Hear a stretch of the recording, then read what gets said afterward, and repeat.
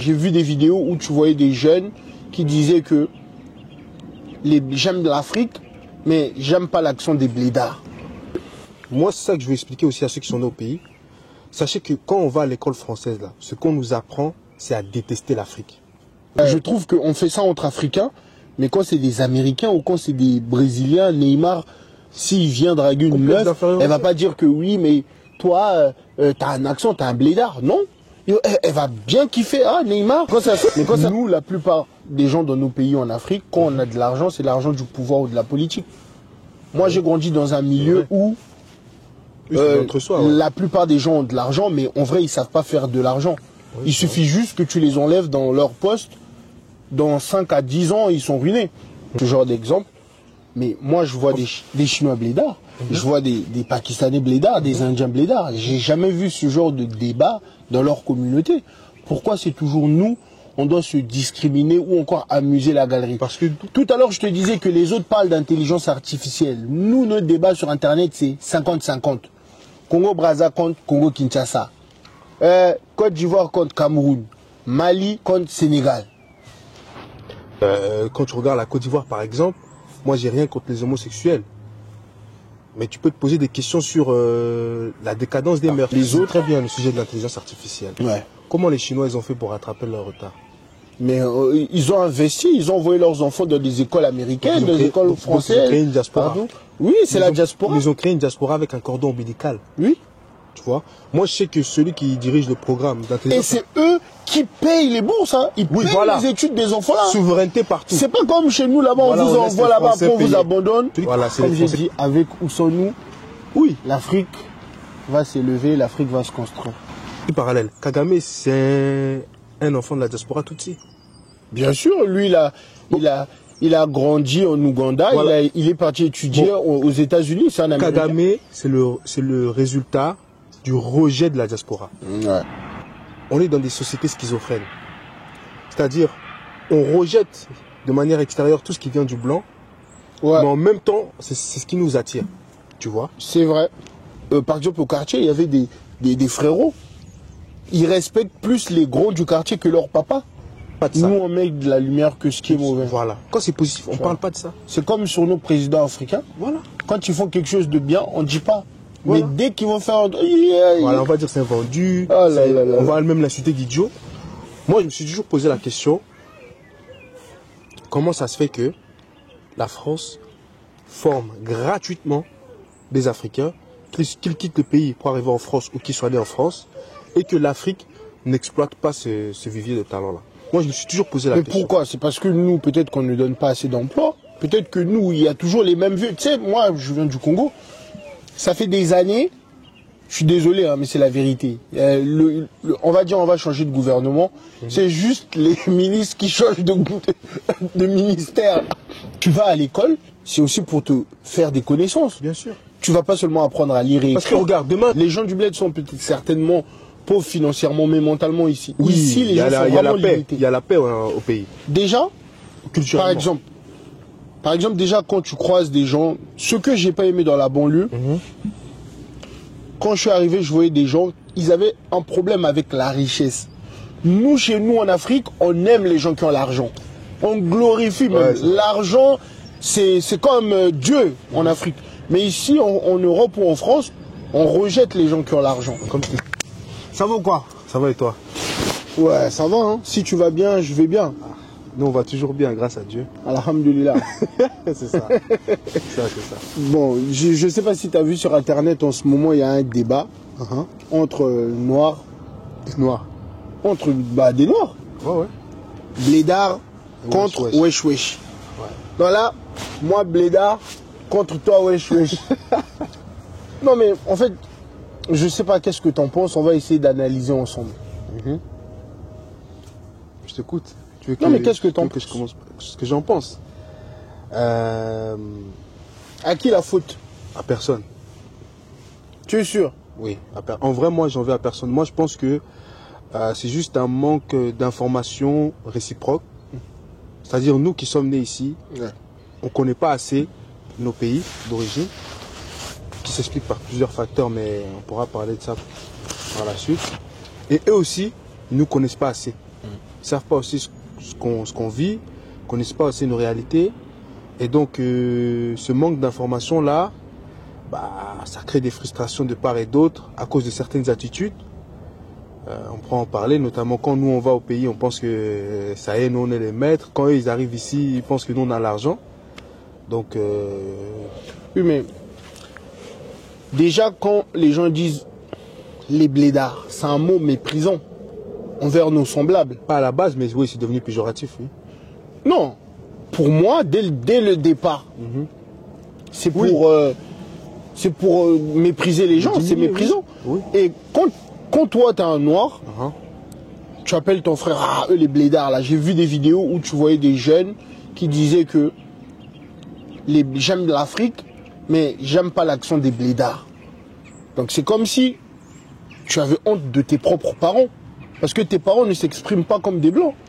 Après, peut-être il y a des blancs, comme ils disent nos frères ivoiriens, ils chocobi, mais c'est subjectif. Non, ça c'est... En fait, ça reflète un point que je trouve qu'on n'aborde pas assez. C'est le cas de l'éducation, notamment à l'école. Parce que ce qu'il a dit là, en disant j'aime bien l'Afrique, mais j'aime pas l'accent. En fait, pour ceux qui sont nés au pays et qui ne connaissent pas encore l'école en France, quand tu grandis ici, tout ce que tu apprends, la France c'est le meilleur pays au monde, les valeurs françaises, etc. Du coup, et aussi on t'apprend à parler français, à écrire en français. Du coup, toi, tu te dis, ok, ta référence c'est la France. Donc dès que tu vois quelqu'un qui a un accent différent, ça c'est surtout chez les Français, j'ai remarqué ça. Que comme j'ai voyagé, j'ai pu voir que chez d'autres, quand tu as un accent, on s'en fout. Mais en France, dès que tu as un accent, on te regarde un peu bizarrement. Tu vois. Oui, bon. Et ça, non. Ça c'est les blancs. Les blancs. Mais attends. Mais entre nous, les Africains. Mais tu dis entre nous. Oui. Nous qui sommes nés ici, on va à l'école des blancs. Oui. Non, mais quand on regarde la télé. Chez toi à la maison, tu as cet accent. Je parle en général. Ok. Mon cas, c'est un cas particulier, mais je parle en général. Okay. On va à l'école des blancs. Oui. On regarde la télé des blancs. Oui. Quand on sort, on fait les activités, c'est chez les blancs. On est chez les blancs. Ouais. Entre guillemets. Oui. Tu vois. Donc c'est normal aussi, s'il n'y a pas eu un effort de nos parents et même de nos États, on va en parler après, c'est normal aussi d'avoir les mêmes réflexes qu'eux. À l'époque, quand il y avait la colonisation, par exemple, les gens parlent de Senghor, on dit Senghor c'est un vendu. Moi, je suis un peu plus nuancé. Il est parti à l'école des Blancs. S'il avait étudié à l'école des Africains et qu'il avait eu la même attitude, là, on aurait pu dire que c'est un traître. Mais quelqu'un qui allait à l'école des Blancs, qui a fait toute sa scolarité en blanc, chez les Blancs, pardon. En plus, il a été brillant là-bas. On l'a reconnu là-bas et tout. Il a même été le premier professeur africain, je crois, dans une grande université française. Moi, je suis d'accord avec toi. C'est eux qui ont façonné son état d'esprit, sa vision du monde. Oui, mais à la maison, quand tu rentres chez toi à la maison, tu entends cet accent. C'est là où il faut rentrer chez les familles. Parce qu'il y a certaines familles, par exemple, moi j'ai beaucoup vu, c'est pas pour taguer les Congolais, mais j'ai beaucoup vu les Congolais, chez eux, ils veulent pas que leurs enfants parlent la langue du pays. Pas chez eux, certains. Parce que la plupart des Congolais parlent la langue avec leurs gosses. Oui, mais leurs enfants ne parlent pas la langue. Ils peuvent comprendre, mais ils ont un peu cette honte. Oui, c'est vrai. Qu'ils apprennent à l'école. Oui, c'est vrai. Mais justement, en parlant de ça par rapport à l'accent, c'est que c'est un truc où je trouve qu'on fait ça entre Africains, mais quand c'est des Américains ou quand c'est des Brésiliens, Neymar, s'il vient draguer une meuf, elle va pas dire que oui, mais toi, t'as un accent, t'as un blédard. Non. Elle va bien kiffer, Neymar. Mais quand ça sera un gars du bled, non mais c'est vrai. Mais parce que c'est le complexe d'infériorité. Et même déjà... Ça c'est la colonisation. En gros parce que pendant la colonisation, les Français ils ont installé l'assimilation. En gros, au lieu de laisser, comme les Anglais ils ont fait, ils sont venus économiquement, etc. Les Français, eux, ils sont venus culturellement. Tu vois. Je me souviens d'une phrase de Giscard d'Estaing. Il avait fait un discours, il disait, nous on n'a pas de pétrole, mais on a des idées. Eux, ils sont venus avec leurs idées, ils ont dit, ok, abandonnez vos langues, parlez français. À l'époque coloniale, et même un peu après, même jusqu'à les années 2000 ou quoi, si tu parlais ta langue, on te frappait. Moi, j'avais une prof d'anglais qui avait étudié au Sénégal, elle nous disait, quand tu parlais ta langue Wolof et Soninké, on prenait tes doigts et on te tapait. Donc ça, c'est des mécanismes qui rentrent dans ta tête et qui te disent, non, si tu parles ta langue, ça c'est mauvais. Bon, ça déjà, c'est au pays. Que dire d'ici en France? Ici en France, dès que tu exprimes ton africanité, t'es limite traité comme un terroriste, sans exagérer, bien sûr. Non, c'est vrai. Tu vois? Oui, mais moi, je suis d'accord avec toi, Mais sauf que nous, aujourd'hui, on a quand même cette chance. On a étudié dans d'autres pays. On sait c'est quoi être discriminé dès le bas âge. Tu sais que quand tu arrives dans une école, quand tu es noir, frère. On ne te voit pas comme tous les autres enfants. Mais je pense aussi que c'est un problème, ça. C'est un problème. Mais sauf que toi, déjà... Pas un problème par rapport au racisme. Non. Un problème par rapport à la perception qu'on a de nous-mêmes. Oui. Non, mais déjà, quand tu as ce genre de problème et que toi, tu le prends et que tu le fais avec une autre personne. Bah, écoute, ça, c'est la psychologie de l'être humain. Moi, je pense que le colon a bien réussi son travail à nous diviser déjà. Oui. Mais on peut expliquer ça par plusieurs facteurs. Ouais. Tu vois, il n'y a pas que le côté, oui, le colonialisme, etc. Nous aussi, on n'a pas mis les outils en place. Moi, je me suis toujours posé la question, comment ça se fait que la France forme gratuitement des Africains, qu'ils quittent le pays pour arriver en France ou qu'ils soient nés en France, et que l'Afrique n'exploite pas ce vivier de talent-là. Moi, je me suis toujours posé la question. Mais pourquoi? C'est parce que nous, peut-être qu'on ne donne pas assez d'emplois. Peut-être que nous, il y a toujours les mêmes vieux. Tu sais, moi, je viens du Congo. Ça fait des années, je suis désolé, hein, mais c'est la vérité. On va dire on va changer de gouvernement. C'est juste les ministres qui changent de ministère. Mais sinon, c'est toujours les mêmes gars. Ouais, c'est vrai. Tu vois? Mais moi, je pense que c'est surtout un défaut de leadership. Ouais. Tu vois? Parce que si tu prends le cas de la Chine, moi, je sais qu'en Chine, même ici en France, eux, ils ont des centres culturels. Les jeunes Chinois qui sont nés ici, ils apprennent à parler le mandarin, Ouais. ils apprennent l'histoire de la Chine, Ouais. ils ont des accompagnements pour faire leurs devoirs, etc. Souvent, les parents sont entrepreneurs, donc ils apprennent aussi le monde des affaires, et ils vont dans des grandes écoles. Mais là, justement, quand tu donnes ce genre d'exemple, mais moi, je vois des Chinois blédards, je vois des Pakistanais blédards, des Indiens blédards. J'ai jamais vu ce genre de débat dans leur communauté. Pourquoi c'est toujours nous, on doit se discriminer ou encore amuser la galerie? Parce que Tout à l'heure, je te disais que les autres parlent d'intelligence artificielle. Nous, notre débat sur Internet, c'est 50-50. Congo-Brazza contre Congo-Kinshasa. Côte d'Ivoire contre Cameroun. Mali contre Sénégal. bah, moi, c'est là où moi je veux parler du rôle des États, notamment des États africains. J'ai vu au Burkina Faso récemment, le président il a dit que désormais toutes les influenceuses qui vont exhiber leur corps sur les réseaux sociaux, je crois que c'est 2 ans de prison et 3 millions de CFA d'amende. C'est une bonne initiative. Après, bon, il faut encadrer. Hein. Qu'est-ce qu'on définit comme exhiber son corps sur les réseaux sociaux, etc. Ça, c'est une bonne initiative. Je pense que les États aussi doivent prendre en compte les mœurs. Parce qu'aujourd'hui, quand tu regardes l'Afrique, l'Afrique est en train de devenir comme les États-Unis. Quand tu regardes la Côte d'Ivoire, par exemple, moi, j'ai rien contre les homosexuels. Mais tu peux te poser des questions sur la décadence des mœurs, tu vois. Donc, je pense que déjà, les États africains doivent prendre ces sujets-là. Et surtout, on est dans des sociétés... comment je vais dire ça? On est dans des sociétés schizophrènes. C'est-à-dire, on rejette de manière extérieure tout ce qui vient du blanc. Ouais. Mais en même temps, c'est ce qui nous attire, tu vois. C'est vrai. Donc, je pense qu'il y a un travail aussi à faire au niveau psychologique. Comme je disais dans une vidéo que j'avais fait sur les 2 Congos, je disais que en France, on se plaint du racisme, mais entre Africains, on est xénophobe. C'est grave. Quand tu arrives, tu vois que tes semblables, eux-mêmes, ne t'acceptent pas. Et il y a même des femmes, tu sais, on a fait une vidéo la dernière fois, où on disait que certaines femmes noires ne voulaient plus sortir avec des hommes sans papier. Mais après, elles se plaignent que ces hommes-là vont se marier avec des femmes blanches. On en a parlé avec toi. Oui, c'est vrai. Moi, je vois des femmes... Pardon, je vois des femmes sur Internet qui disent que moi, je ne peux pas sortir avec des blédards parce qu'ils viennent juste pour avoir des papiers. Mais aujourd'hui, ça ne dérange pas des femmes blanches de sortir avec un sans-papier. Donc, je sais pas, nous... J'ai l'impression qu'aujourd'hui, pour qu'on soit ensemble, il n'y a que de l'intérêt. Tu vois. Donc ça veut dire qu'une femme qui va être avec un blédard, c'est parce que il va payer son loyer ou il va prendre des charges. Et même, remarque bien, nous, la mentalité des gens du bled, les hommes, en général, ils prennent plus de responsabilités. C'est peut-être ça qui attire ces femmes-là. Je pense. Après, bon, ça c'est les goûts et les couleurs de chacun. Tu vois, moi, je ne vais pas débattre dessus, mais c'est vrai qu'il y a aussi cette réalité entre nous. On a un rejet de nous-mêmes déjà, tu vois. On se rejette nous-mêmes. Quand j'ai vu la vidéo du jeune qui disait oui, moi j'aime bien l'Afrique, mais j'aime pas l'accent des Africains, ça m'a frappé direct. Je me suis dit, ça, c'est typiquement le cas de quelqu'un qui est sûrement jamais allé au pays, qui a fréquenté l'école et à l'école. Parce que moi, c'est ça que je veux expliquer aussi à ceux qui sont nés au pays. Sachez que quand on va à l'école française, là, ce qu'on nous apprend, c'est à détester l'Afrique.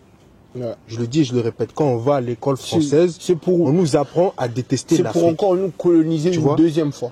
Et il faut qu'ils comprennent aussi que la diaspora africaine, si les dirigeants africains ne définissent pas une véritable vision, une véritable politique de la diaspora, mais c'est la diaspora qui va coloniser l'Afrique pour les... Mais ça se fait déjà.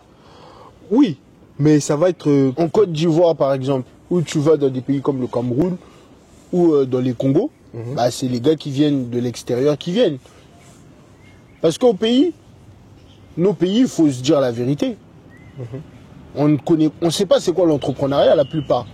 Ce sont des étrangers qui viennent. Au contraire, moi je trouve que nos pays, il y a plus d'entrepreneurs chez nous qu'ici. Non, toi tu dis entrepreneur, mais on parle pas toi tu parles des commerces. Non, c'est l'entrepreneuriat. Moi je te parle de du niveau au-dessus. Oui, des business tu vois, à grande échelle. Ça par exemple, c'est plus les étrangers qui viennent le faire. Oui. Nous, la plupart des gens dans nos pays en Afrique, quand on a de l'argent, c'est l'argent du pouvoir ou de la politique.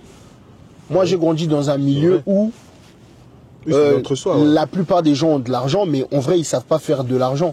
Il suffit juste que tu les enlèves dans leur poste. Dans 5 à 10 ans, ils sont ruinés. La plupart ne savent pas gagner de l'argent. Moi, j'ai appris à gagner de l'argent. Vraiment, quand je suis arrivé en France, c'est ici que j'ai compris que si je peux travailler là, je peux faire ci ou ça. Il y a des gens au bled, ils vont au travail à 10 h, à midi, ils rentrent chez eux. On n'a pas cette conception. Pour ça aussi que la plupart des gens, quand ils viennent du bled, les wesh, comme on dit, ils disent que vous venez en France pour profiter. Mais comment est-ce que toi-même tu es venu, mais tu veux interdire l'autre de venir? Déjà, ça, tu vois, c'est encore une fois, c'est un manque de compréhension de l'histoire. Là, je veux parler de mon cas personnel. Ouais. Moi, ma mère, elle quitte le Mali fin des années 90, début des années 2000. Il y avait pas en tout cas, à Bamako, il n'y avait pas la guerre. Ma mère, elle quitte le Mali pour des raisons économiques. Sauf que ma mère, c'est une patriote. Son père, donc mon grand-père, était militaire. J'ai reçu tous les enfants de ma mère, ses frères et sœurs, ils ont reçu une éducation vraiment le Mali, tu vois. Donc moi, ma mère, elle m'a transmis ça. Mais ma mère, elle a fait l'effort de me transmettre son histoire, de m'expliquer pourquoi elle était venue en France, tu vois. Moi, depuis que je suis petit, je vois ma mère envoyer de l'argent au pays. Oui. Je vois ma mère investir au pays, tu vois. Et même quand elle ne peut pas, ma mère, elle se sent mal de ne pas pouvoir aider au pays. Donc moi, j'ai cette transmission-là, d'abord. Ensuite, j'ai la transmission de la langue. Chez moi, ma mère, elle nous parle en bambara. Donc ça fait que nous, on sait parler bambara. Elle nous apprend l'histoire, tu vois. Que ce soit de Sundiata, de Sumoro Kanté, d'autres, elle nous apprend l'histoire. Aussi, parce que comme je t'ai dit, quand tu grandis en France, tu vas à l'école française, il y a la télé française, tout est français. Chez nous, à la maison, c'était Africab, c'était ORTM, c'était RTI, c'était RTS. Donc moi, j'ai aussi vu l'Afrique à travers les médias africains, tu vois. Et... T'as pas dit Télé Congo. Non, mais je pense que à un moment donné, il doit y avoir une transmission. Parce que si vous ne transmettez pas à vos enfants votre histoire, le pourquoi vous êtes venu ici, quand eux ils vont grandir, ils vont croire ce qu'on leur raconte à la télé. Donc ils vont se mettre à dire oui, les Africains qui quittent l'Afrique pour venir ici, c'est pour profiter. Ouais. Moi je te le dis, ma mère elle m'a toujours dit, si moi j'avais la possibilité là, je ne serais jamais venu ici. Moi, c'est ce que mon Parce que ma mère elle m'a dit, ce qui a le plus choqué ma mère, c'est le racisme. Ouais. Parce que quand elle était au pays, ils étaient tous entre eux. Ouais. Il n'y a pas de racisme. Mais quand elle est venue ici, elle s'est dit, mais comment on peut faire des choses des choses méchantes juste à cause d'une couleur de peau. Tu vois, moi, c'est ça qui a dégoûté vraiment ma mère, tu vois. Mais ça, normalement, c'est quelque chose que nous, les Noirs, on doit se servir de ça. Le fait que déjà on arrive quelque part, les portes sont fermées. Mais nous, on ferme des portes aux autres Noirs. Parce qu'on n'a pas d'amour propre. C'est ça que le ministre des Affaires étrangères, il avait dit lors d'une intervention il n'y a pas longtemps, le ministre des Affaires étrangères malien, il a dit, on doit apprendre à se réaimer nous-mêmes, à avoir confiance en nous. Il a donné un bon exemple. Il a dit, quand c'est des experts africains sur les questions des conflits, etc., qui produisent des œuvres, des livres, des thèses, on n'écoute pas. On met ça à côté de la table. Dès que c'est le blanc qui quitte la France pour faire son stage en Afrique, il publie un livre. Ah, ça y est, on le prend, on lit. On dit c'est à partir de ça qu'il faut travailler. On n'a pas confiance en nous-mêmes d'abord. Tu vois, ça c'est quelque chose. Par exemple, regarde. Un exemple simple. Yeah. Le cas Mbappé. Ouais. T'as suivi? Quand Mbappé allait mal, c'était qui les premiers là à tomber sur ses C'est des gonds? Renois. T'as vu? C'est des Renois, il est nul, il est fini. Et là maintenant, c'est qui encore les premiers à être derrière lui? Toujours. Tu vois? Alors que, normalement, quand ça va mal là, on doit d'abord dire, quoi qu'il arrive, on te soutient. C'est vrai que ça va pas en ce moment, essaye de te ressaisir, etc. Peut-être change un peu ton entourage ou reprends une bonne hygiène de vie et avance. Mais nous, on te soutient parce que tu nous représentes. Mais chez nous, quand ça va mal, on se sépare. Même là, récemment, là, il y a eu une histoire comme quoi il y a un influenceur sénégalais qui aurait volé de l'argent à un footeur. Oui. Maintenant, les Sénégalais, ils disent quoi? Ils disent ce que tu as fait là, ça n'engage que toi, c'est pas le Sénégal. Tu vois. Alors que, quand ça marchait bien, mais Pape, il représentait le Sénégal. On disait, voilà un jeune Sénégalais. Ah oui, mais c'est le gars là, même, il fait des vidéos. Tu vois? Les deux, ils ont le même prénom. Le gars qui a un le voleur. Ouais, tu vois. Mais tu vois, Normalement, c'est bien, le footballeur, il a quand même confirmé que le gars, il a remboursé son argent. Oui, tu vois. Mais, quand ça marche bien, là, on peut... En fait, ce que les Africains reprochent à la France, là, de jouer à ce double jeu, c'est-à-dire, quand ça va bien, c'est français, quand ça va mal, c'est franco, camerounais, franco-malais, etc. Les Africains font la même chose. Comme Mbappé, il marque. Ah, il est camerounais. Regardez le seul camerounais. Maintenant, quand il rate, il va dire franco. Oui, ça, c'est les Français qui font. Mais les Africains aussi font la même chose. Oui, bah oui, mais c'est. Ouais. Tu vois. Donc, mais il y a ce rejet-là aussi. Hein. Quand toi, tu viens de la France, tu vas au bled, ils vont dire, ah, lui là, les Européens. Là. Oui. Quand tu viens ici, on te dit l'Africain. Donc ça veut dire que nous, les gars de la diaspora. T'es perdu. Mais. Non, c'est vrai. On est perdu. On est un peu ici, on est rejeté. Quand on va là-bas, on est rejeté. Ouais. Et ça, c'est pas normal. Normalement, moi j'ai vu récemment, il y avait, tu sais, bon, chez nous au Mali, il y a eu des scandales de kidnapping d'enfants à travers des associations. Ouais. Et là récemment, il y a une, après plus de 20 ans, qui est retournée au pays, qui a retrouvé sa famille biologique. Et quand j'ai vu l'accueil, je me suis dit, c'est comme ça que toute personne de la diaspora devait être accueillie. On ne l'a pas accueilli comme une étrangère. On l'a accueilli comme un enfant de la famille qui retourne à la maison mère. Et c'est, en fait, si au pays là, on nous rejette, ouais. Tu penses que les Africains de la diaspora ils vont réagir comment? Tu sais que, juste un petit parallèle, Kagame c'est un enfant de la diaspora Tutsi. Bien sûr, lui il a grandi en Ouganda, voilà. Il est parti étudier aux États-Unis, c'est un Américain. Kagame c'est le résultat du rejet de la diaspora. Ouais. Tu vois comment il massacre les gens? T'as vu quand il est revenu? La guerre qu'il a fait. Génocide. Chez lui d'abord. Ouais. Au Congo, il a essayé un peu au Burundi, bon, ils l'ont rappelé à l'ordre. Il avait essayé même en Tanzanie. Le président Tanzanie avait menacé lui et Museveni. Il a dit, si vous vous amusez, je vais vous taper. Tu vois? C'est pour ça que je dis, oui, c'est vrai qu'il y a eu des manquements du côté de la diaspora africaine. Moi, je me souviens quand j'étais petit, pas moi personnellement, mais on a incité les gens de blédard. Ah, regardez lui, c'est un blédard. Regardez comment il est habillé, il n'a pas d'argent, ceci. On se moquait d'eux. Bon, maintenant, la roue tourne. Et les gens n'acceptent pas. On dit, wesh, regardez, ils sont incultes, ils ne savent pas parler, ils sont nés en France, mais ils ne connaissent pas français. J'ai vu. Ils n'ont pas d'argent. J'ai vu. J'ai vu des. Bon, c'est pas marrant, mais ça me fait rire.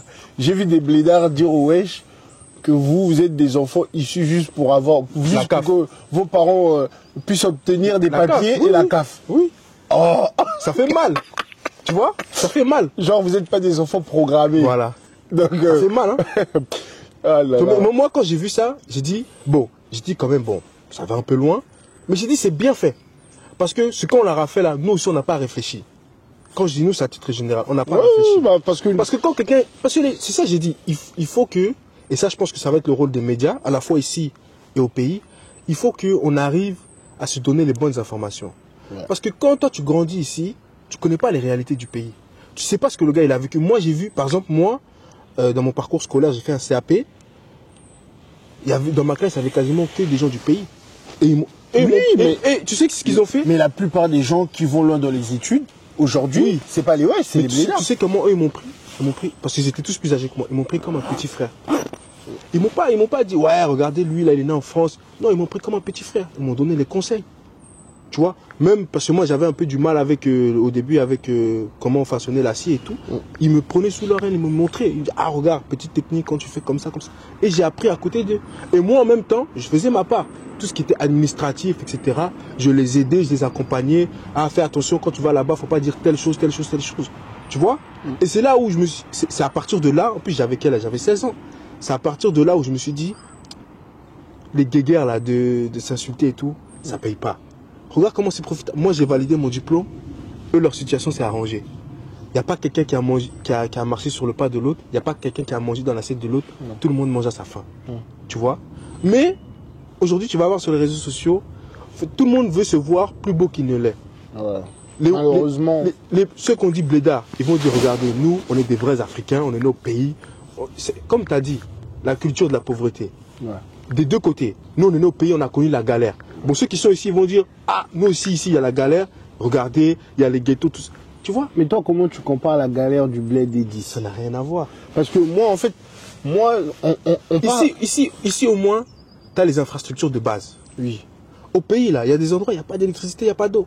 Mais ici, je trouve que...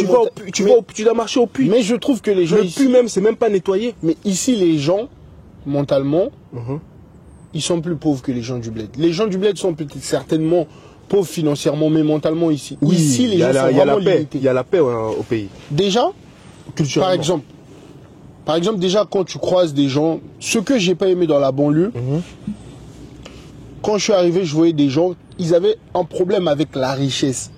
Nous, chez nous, en Afrique, on aime les gens qui ont l'argent. On glorifie même. L'argent, c'est comme Dieu en Afrique. Mais ici, en Europe ou en France, on rejette les gens qui ont l'argent. Comme je t'ai dit, l'éducation française. C'est les Français qui n'aiment pas l'argent. Ici, il y a même un problème. Quand tu parles avec une personne, il va te dire, toi, tu es un héritier. Mais ça, ce que tu dis, c'est français. Regarde comment on traite les riches en France. Mais ça, c'est français.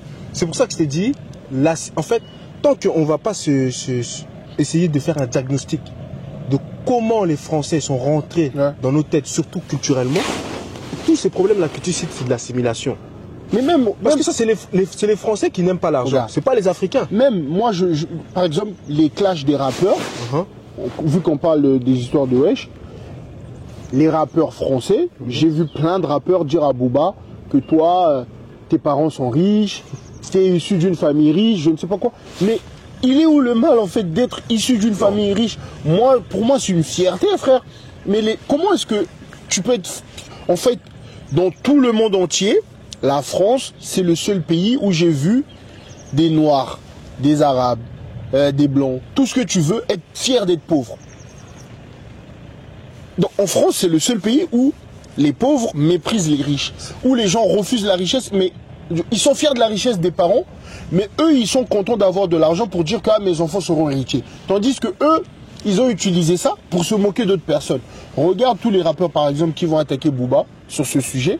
Mais eux, aujourd'hui, ils ont de l'argent. Mais leurs gosses, quand on va dire que oui, toi, ton père, il a ci ou ça, est-ce qu'ils vont aimer? C'est là où tu vois le paradoxe, en fait. Ouais. Tu vois? En fait, on mélange tout. Nous, comment est-ce que tu peux pas être fier, par exemple, de dire que je suis l'héritier de mon père ou de mon grand-père? C'est une fierté chez nous en Afrique. Mais c'est pour ça que je t'ai dit, il faut un retour à la source. Parce que ça, c'est des mentalités françaises. Tu vois?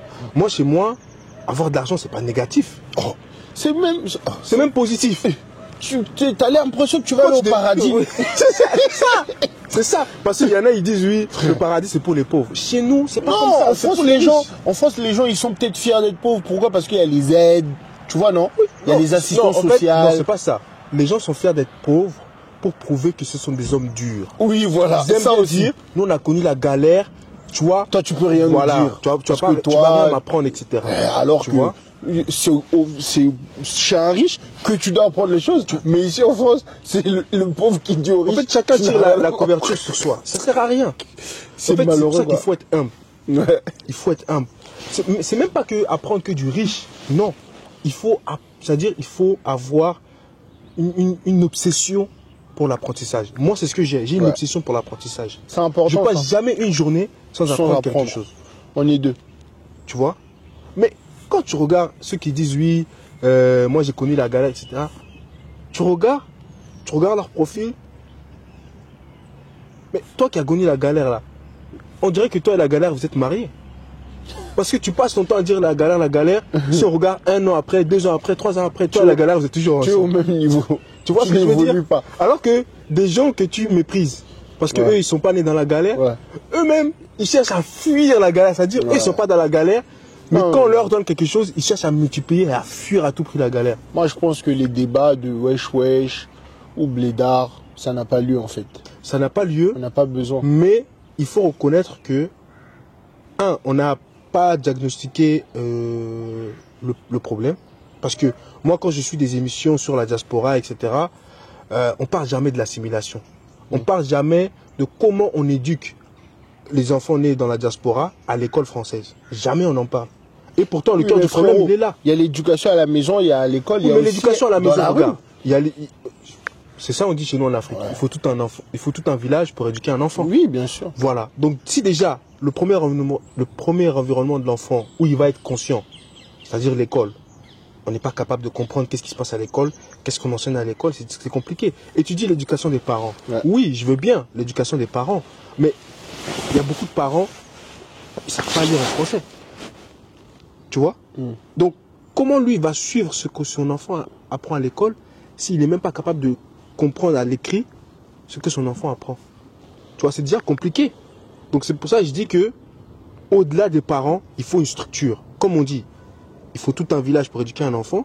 Mais construisons aussi, ramenons nos villages aussi ici. Construisons des centres culturels. Tu vois, si maintenant il y avait un centre de la culture mandingue ici à Paris, ou de la culture bantou. Ouais, mais est-ce qu'ils acceptent déjà? Justement, ça, après c'est de la diplomatie.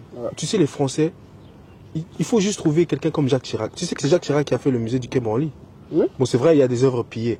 Mais tu trouves juste quelqu'un comme ça, ils vont tout financer pour toi. Parce que la France aime, tu sais, c'est pour ça qu'il faut comprendre l'environnement. La France aime promouvoir sa culture et ses idées. Ils aiment, les Français, quand on leur vend, c'est-à-dire quand on parle d'eux, on dit oui, voilà, regardez en France, c'est la diversité. Si tu leur fais la publicité là, c'est ça qu'il faut faire. Il faut faire la publicité. Lui, il dit, ah, regardez ce qu'on fait, ce qu'on fait.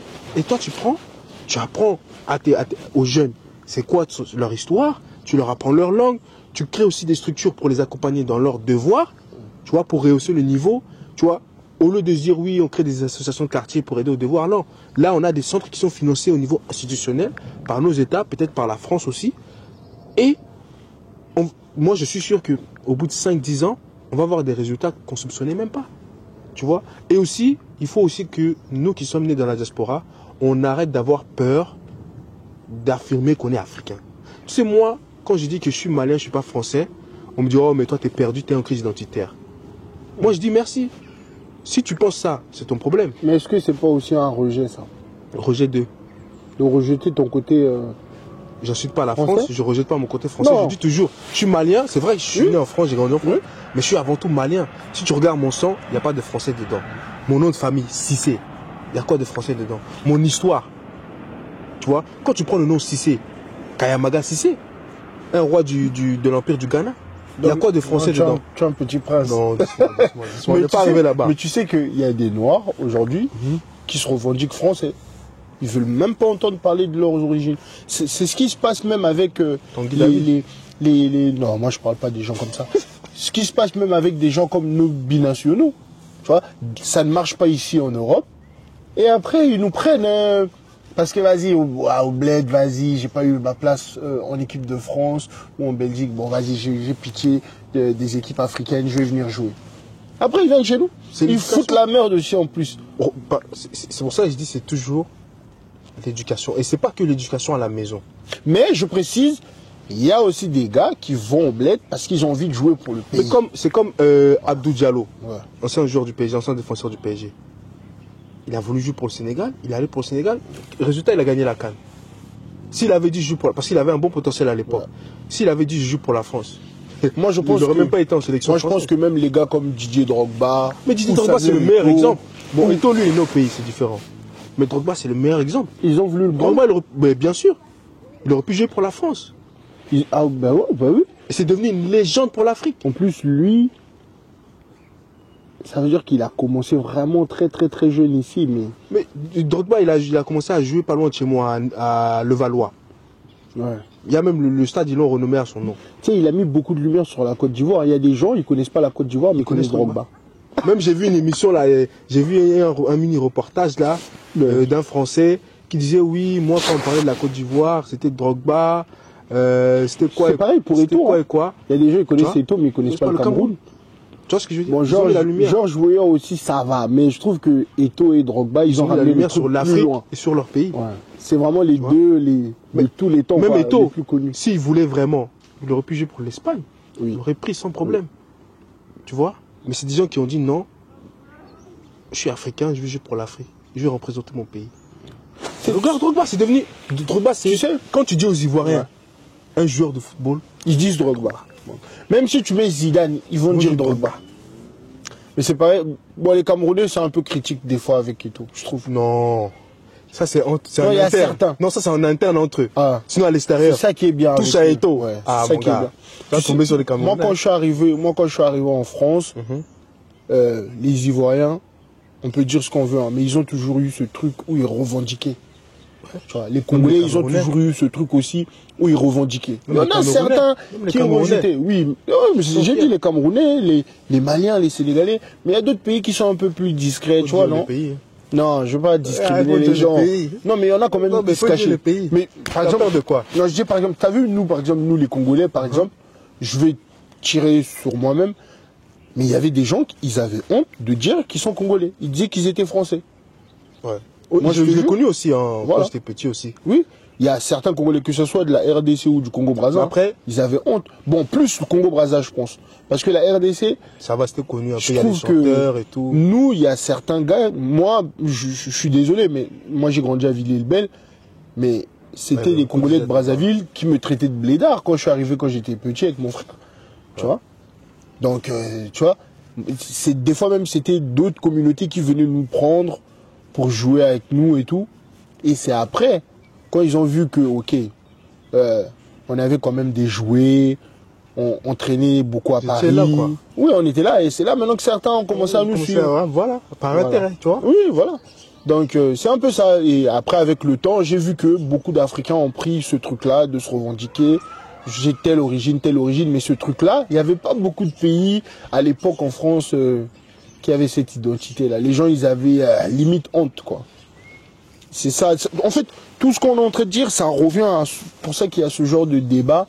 Comme je t'ai dit, hein, les autres sont en train de créer l'intelligence artificielle. Nous, les Africains, on est dans 50-50. C'est bien. On est dans... C'est très bien le sujet de l'intelligence artificielle. Ouais. Comment les Chinois, ils ont fait pour rattraper leur retard?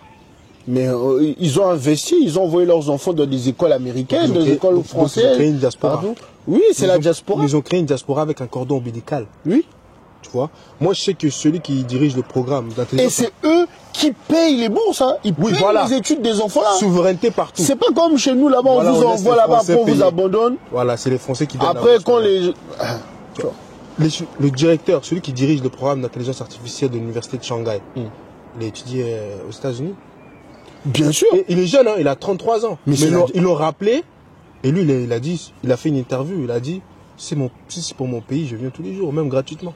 Mais t'as vu, moi je sais qu'il y a des daronnes chinoises, la plupart elles sont gardiennes à Paris. Toi, t'habites à Paris? Oui. Dans le 16e, etc. Mais pourquoi? Mais leurs enfants, en fait, pour qu'ils fréquentent les milieux. Elles habitent dans des petites maisons, tout ça. C'est de la stratégie. Mais les enfants vont à l'école avec les gosses de riches. Voilà, donc ils se font des relations. Ils ont tu vois, ça c'est des trucs. Et ça, c'est ce que j'explique, par exemple, moi, c'est ce que j'explique souvent à des étudiants quand je les croise, et des étudiants africains qui viennent et qui se posent la question, ah, est-ce que je fais telle école? Moi, je dis toujours, choisis pas une école en fonction, soi-disant, d'un niveau d'éducation. C'est du marketing. Ouais. Choisis une école en fonction de 3 choses. Ouais. 1, la réputation de l'école. 2, son réseau. 3, c'est-à-dire on va dire, entre guillemets, le niveau d'éducation, mais pas... La formation aussi. Voilà, la qualité de la formation et les moyens mis à disposition. Ouais. Tu vois? Parce que... Non. Quand tu vas à l'école, par exemple, tu sais, j'ai remarqué, au niveau politique, souvent, les gens qui sont nommés à certains postes, c'est souvent les gens qui ont fait les mêmes écoles. Ouais. HEC. Mais parce que c'est le réseau. L'ENA. Mais attends, je te pose une question. Là, les mines, etc. Toi, tu crois que tu vas à l'école pourquoi? Mais moi, c'est ça que je dis. Moi, j'ai toujours fait les écoles en fonction du réseau que j'allais avoir. Voilà. Mais tu vas à l'école, c'est aussi pour te faire des connaissances. Bien sûr. Tu vas pas seulement apprendre à lire et écrire. Parce que regarde, demain, si moi, par exemple, je sais pas, je vais ouvrir une entreprise. Et je sais qu'il y a quelqu'un avec qui j'étais en classe, je l'ai vu, je sais que lui, il travaille bien. Ouais. Et je sais que lui, il est dans un domaine qui va pouvoir m'aider dans mon entreprise. Et je vais l'appeler. Et quand ça va marcher, on va dire, ah, regardez, ils font de l'entre-soi. Non, c'est naturel. Tu fais appel aux gens que tu connais et en qui tu as confiance. C'est normal. Donc, je pense aussi que, bon, après ça, c'est compliqué aussi à dire à nos parents, oui, pourquoi vous êtes allés dans les HLM, etc. Mais je pense aussi que c'est une question qu'on doit se poser. Est-ce que nous aussi, parce qu'on dit souvent... Mais frérot, tu sais, non, attends. Quand on est né ici, on dit souvent oui, de l'inspi. on nous a exclus, on nous a mis entre nous là-bas. Ouais. Mais est-ce que nous aussi, on n'a pas accepté ça? Nous aussi, on ne s'est pas renfermé sur nous-mêmes. Parce que tu sais, en banlieue, dès que tu commences à bien parler français, toi, t'es un Renoir, pas comme les autres. Vas-y, toi. Toi, t'es devenu un blanc, t'es devenu un bouti. bouti. Voilà. Tu vois? Donc, il y a aussi ce rejet de l'autre. Et souvent, les gens qui sont comme ça, ils se cachent. Mais nous aussi, quand on nous demande, ah les gars, faut qu'on achète ici en France, faut qu'on s'implante. Ah non, moi... Certains vont dire, oh, voilà, tu vois. Ils vont dire, non, mon gars, moi c'est le bled. Non, on n'interdit pas d'acheter au bled, mais c'est important Non, moi, non. d'avoir Après, un bout de moi, terre. je parle en fonction de moi, parce que je sais que plus tard, Ouais. si j'ai le moindre intérêt ici, Ouais. je vais le perdre.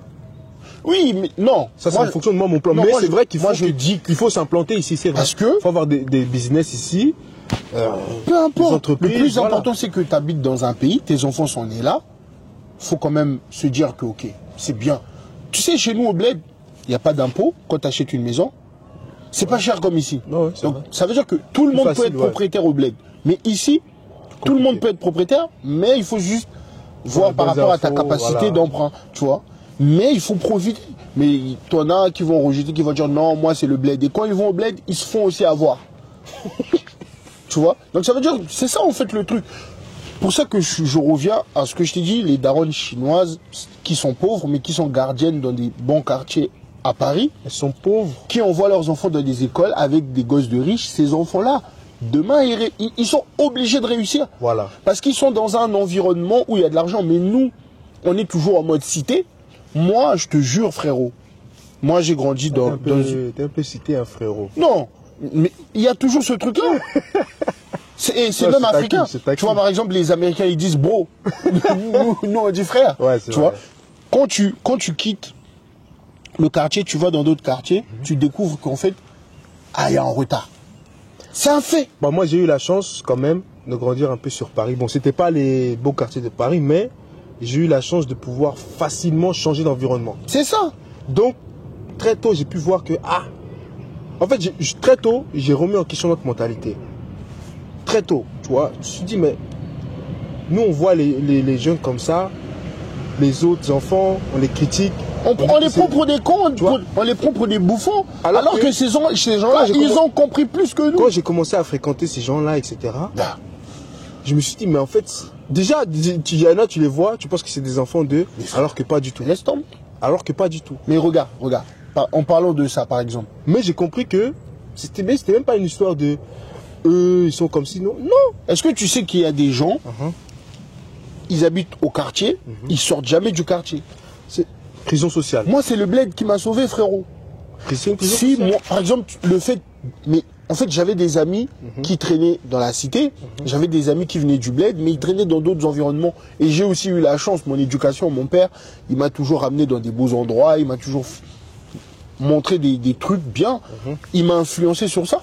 Mais moi, par exemple, au quartier, il y avait des frérots. Ils respectent plus les gros du quartier que leur papa. Je connais des gens, par exemple, au quartier, ils manquent de respect à leur papa, mais ils respectent au moins les darons, tu vois. Mais nous, chez nous, au bled, c'est pas comme ça. Papa et maman, peu importe ce que ton père a fait, tu ne peux pas reprocher à ton père devant les gens. Peu importe. Ça reste en Peu privé. importe. Et même en privé, c'est-à-dire, par exemple, moi, j'ai ce cas-là, avec mon père. Et ma mère me dit toujours, peu importe, même s'il essaye de te tuer, tu peux pas riposter. Ne déplace même pas un mot qui va le blesser. Tu fuis, tu cours. Mais ici, en fait, c'est ça. Encore une fois, l'assimilation. Ça, c'est des comportements français. Quand tu regardes des émissions comme Super Nanny, tu vois les petits, ils font la misère à leurs parents. Moi, j'ai toujours dit, si Super Nanny là, c'est-à-dire s'il y a, moi je mets au défi, hein, s'il y a une seule famille africaine où Super Nanny elle peut aller donner des conseils à une maman là, pas moi. Les enfants là vont se faire fouetter. Même dans la rue, même si tu es dans les transports, dès que tu vois un enfant africain pleurer, sa mère le menace. Hey, arrête de pleurer. Et tu penses que nous on va avoir des... Non, ça c'est encore une fois l'assimilation. C'est-à-dire, sans se rendre compte, on prend leur réflexe. Mais ce qui est sûr, c'est que par exemple en banlieue, on néglige beaucoup de choses. On se dit là-bas, tu vas voir des bêtes. Non mais regarde. On va rejeter les gens. Mais au final, ces gens-là, ils vont réussir plus que nous. Alors que nous, on est nés là. Tu sais, quand tu es né en France, là, tu as un avantage, frérot. Bien sûr. Les gens qui viennent du bled, là, ils doivent déjà, l'administratif, avoir des titres de séjour. Ils doivent renouveler ça chaque année. Ils doivent déjà trouver un logement. Ils doivent manger. Voilà, l'argent. Il doit s'habiller. Il doit envoyer au pays. Il doit envoyer au pays. Tu vois, il y a beaucoup et après, il y a encore la naturalisation. Voilà. Donc, il doit apprendre encore l'histoire. Et en plus, il doit faire ses études. Et il doit même pas louper ses études. Alors que toi, tu es né avec tout ça. Les études, c'est difficile. Toi, t'as pas ce stress-là. Toi, tu sais, le titre de séjour, c'est cher. Hein. Mais moi, je l'ai eu quand j'étais petit. T'avais la carte circulaire. J'étais petit. Circulaire ou séjour? Non, c'était séjour. Ah ouais? Ouais. C'était séjour. Donc, tu vois, donc, qu'est-ce qu'on peut retenir en conclusion pour dire, est-ce que c'est bien de continuer de s'exposer comme ça, de le faire publiquement, ou est-ce qu'on peut créer genre un réseau où on peut rester focus sur ça et après on se dit toutes les vérités dessus? C'est même pas ça. En vérité, hein, on peut continuer. Ça va continuer. On peut dire les choses, oui, vous êtes comme ça, faire des reproches. Moi, je suis pas contre la critique. Mais que ce soit constructif. Tu vois, critiquer c'est bien, mais à un moment donné, il va falloir améliorer le système. Tu vois, moi, je suis plus pour des initiatives où, par exemple, si on crée des associations, ou par exemple, les étudiants qui viennent d'arriver ici, tu vois, au lieu qu'ils soient... Parce que souvent, moi, c'est ce que je constate, ils sont un peu perdus, tu vois. Moi, je sais que dans ma classe, j'ai un ami, je ne vais pas dire son nom ici, mais il se reconnaîtra. De toute façon, je lui préciserai que je parle de lui. Pour chaque document administratif, il fait appel à moi, tu vois. Et moi, je suis content de l'aider. T'es administrateur, là? Non, je ne suis pas administrateur, mais moi, je sais que au niveau administratif, je ne suis pas un expert, mais je sais où me renseigner. Je sais qu'est-ce qu'il faut faire, etc. Tu vois, donc je l'aide. Ça me coûte rien, il me donne pas d'argent.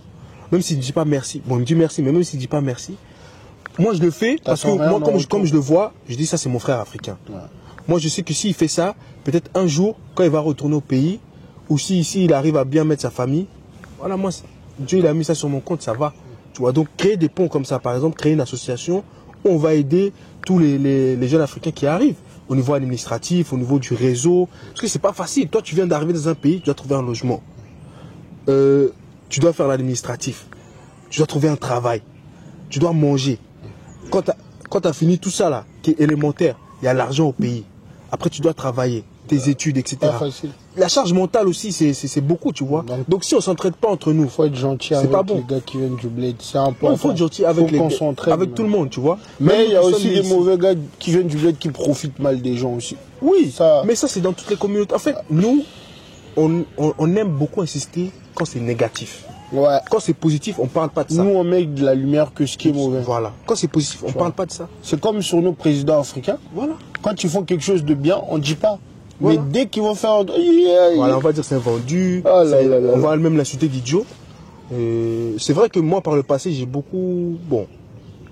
Non, mais de toute façon, tu as le droit de faire des erreurs. Je reconnais que... Au moins, tu as cette intelligence d'admettre et d'avancer. C'est vrai que par le passé, j'ai eu des propos respectueux envers certains présidents. Je m'en excuse d'ailleurs, mais je pense qu'à un moment donné, il faut que... Parce que nous aussi, on dit souvent... Il faut dire les choses poliment.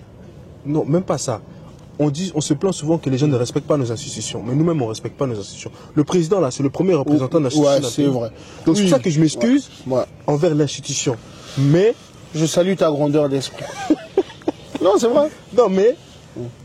je pense que, voilà, pour critiquer, il y a des manières aussi de critiquer. Chez nous, au Mali, on appelle ça Moussalaka, c'est-à-dire la pudeur.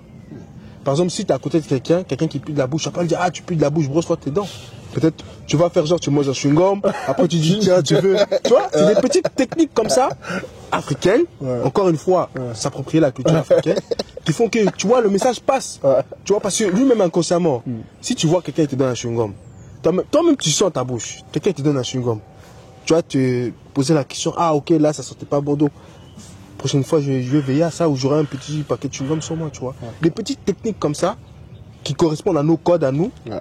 Et on peut se dire les choses clairement, tu vois, parce que sur les réseaux sociaux, il y a beaucoup de manque de respect. Souvent, on insulte les mamans des gens. C'est parce que sur Internet, tu as plus d'autonomie. Voilà. Mais je pense que déjà, il faut créer ce genre d'association. Après, je pense aussi que, alors, autant les États doivent venir vers les diasporas, autant les diasporas aussi doivent venir vers les États. Je sais qu'au Mali, en ce moment, il y a beaucoup cette symbiose-là entre la diaspora. Bon, après, c'est vrai que nous, au Mali, c'est un peu différent parce que la diaspora... Ah, toi, tu es pro-Mali. Non, c'est pas pro-Mali, mais c'est une réalité. La diaspora n'a jamais été trop mal perçue au Mali. C'est vrai qu'il y a ces trucs de... Ah, si tu viens, t'es français, etc. Mais pourquoi? Parce que nous, ils investissent dans les villages. Nous, nos parents, ils investissent. Nos parents nous disent d'investir, on investit. Donc, je veux de papa... Ils vont pas là-bas seulement pour prendre les femmes, les foutre enceintes et partir. Tu vois, il y a une vraie philosophie. Hein, tu vois. Il faudrait que tout le monde prenne. Même récemment, il y a un entrepreneur malien qui a ouvert son garage au Mali, un garage moderne avec toutes les nouvelles technologies. Et je sais que le ministre de l'Emploi est passé le voir. Tu vois, alors qu'il a juste un garage, il a commencé à parler. Mais c'était un signe, c'était une communication pour dire la diaspora, venez. Vous qui avez été formé en France, que vous soyez né en France de parents maliens ou que vous soyez malien et vous êtes parti en France pour étudier, le pays a besoin de vous, le pays vous attend. Et le pays sera vous recevoir. Qu'est-ce que tu peux dire de négatif sur le Mali pour finir? Parce que la vidéo, elle va... Sur le Mali, bon après ça c'est d'autres sujets. Non, tu dois dire aussi ce que tu n'aimes pas. Ce que j'aime pas dans mon pays. En fait, l'autocritique, c'est le truc le plus important dans la vie d'un homme. Non, mais c'est compliqué parce que moi, ce qui me dérange en ce moment, c'est le défaut de communication du gouvernement. Non, moi, je parle de la mentalité des gens. La mentalité. Ah. tu vas garder ça. Non, je vais garder ça entre Maliens. Améliorandon, ça, je garde ça entre Maliens. De toute façon, wesh ou blédard, c'est la même chose. Soyons ensemble. On est tous africains. De toute façon, l'Afrique, avec ou sans nous, elle va se construire. Voilà, on est tous africains. On a besoin les uns des autres. Voilà. Tu vois. Donc à bientôt. J'espère. Si je suis en vie, que Dieu me donne la santé. Non, t'inquiète. Comme j'ai dit, avec ou sans nous, oui, l'Afrique va s'élever, l'Afrique va se construire. Moi, je veux faire partie de l'aventure. Hein. Moi aussi. Allez, ciao.